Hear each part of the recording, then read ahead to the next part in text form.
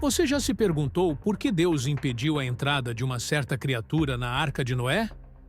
Este é um mistério pouco conhecido, e hoje vamos explorar essa intrigante questão. Ao longo deste vídeo, vamos desvendar segredos bíblicos, examinar mitos e lendas e descobrir o que os teólogos têm a dizer sobre essa surpreendente exclusão. Não perca a chance de entender melhor as Escrituras e seus mistérios. Fique conosco até o final e, se ainda não é inscrito, assine o canal para mais conteúdos reveladores sobre a Bíblia. Por que Deus negou a entrada dessa criatura na Arca de Noé? A história do dilúvio começa quando Deus, ao observar a crescente maldade da humanidade, decide purificar a terra com um grande dilúvio. Deus escolhe Noé, um homem justo e íntegro, para cumprir uma missão vital: construir uma arca que abrigaria ele, sua família e pares de todos os tipos de animais. A construção da arca foi uma tarefa monumental ordenada por Deus para salvar a criação. Noé, obediente à palavra divina, segue todas as instruções meticulosamente. No livro de Gênesis 6, 14 e 16, Deus dá instruções detalhadas a Noé. Faz para ti uma arca de madeira de cipreste. Fazes compartimentos na arca e a revestes por dentro e por fora com piche. Esta é a forma que farás.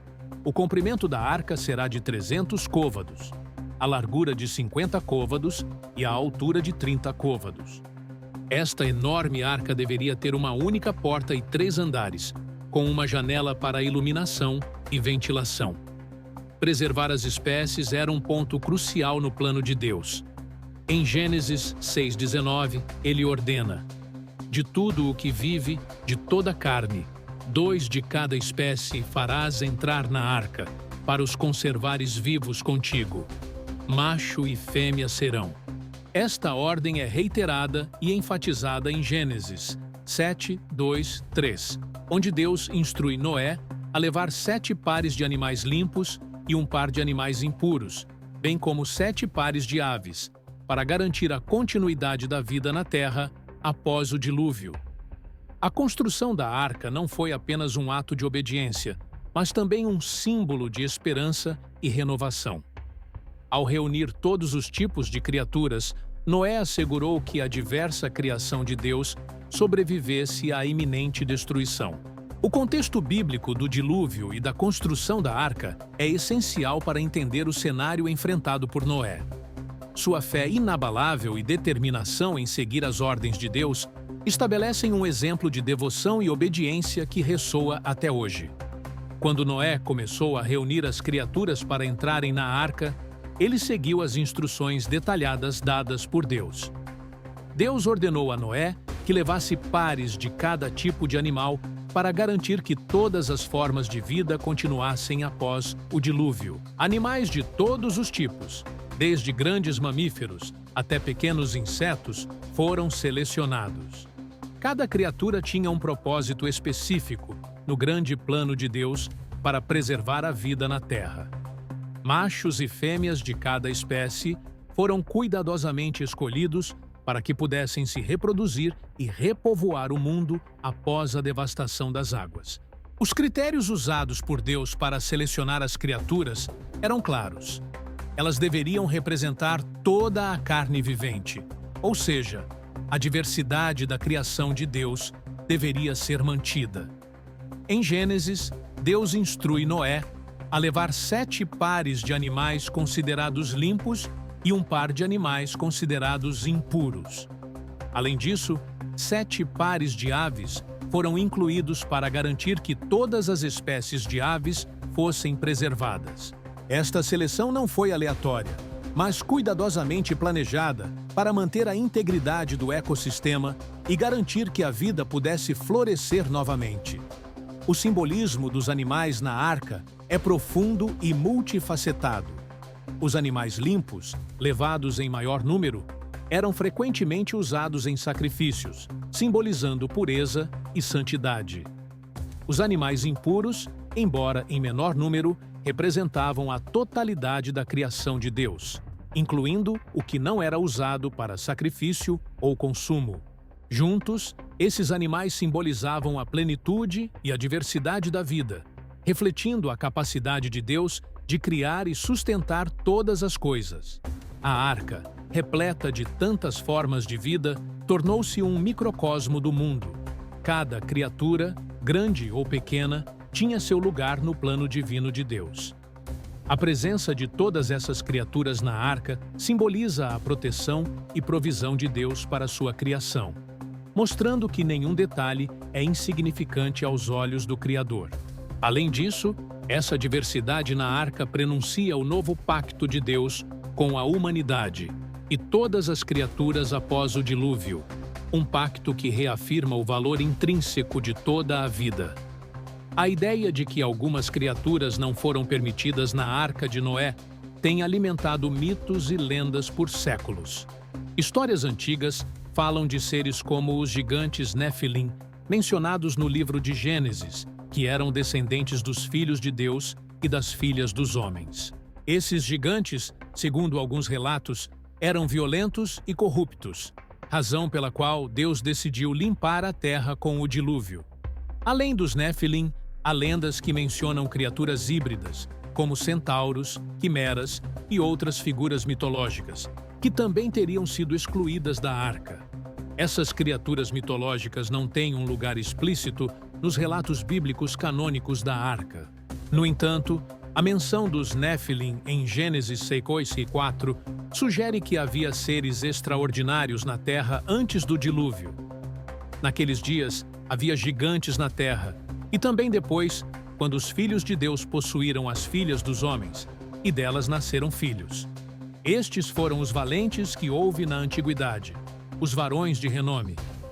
A ausência de menção direta de outras criaturas mitológicas na Bíblia não impede que essas lendas sobrevivam como parte do folclore e interpretações apócrifas.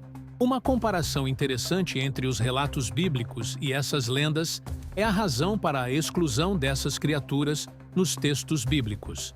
Deus ordena a Noé que leve para a arca apenas animais que ele criou segundo suas espécies, excluindo criaturas resultantes de misturas ou corrupções da criação original, como os Nefilim.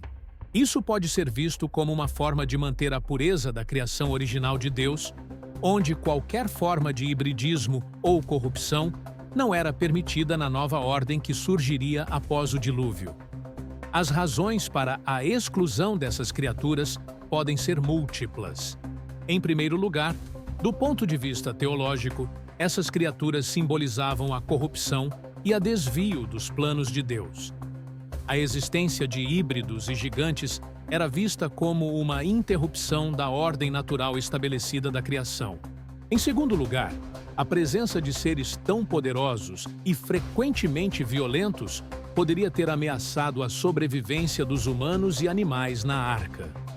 A arca foi concebida como um refúgio de pureza e renovação, e a inclusão de seres corruptos comprometeria esse propósito divino. Essas narrativas, embora não façam parte do cânone bíblico, nos ajudam a entender as percepções antigas sobre pureza, corrupção e ordem natural. Elas refletem a luta entre o bem e o mal, a pureza e a corrupção, que é um tema central na narrativa do dilúvio.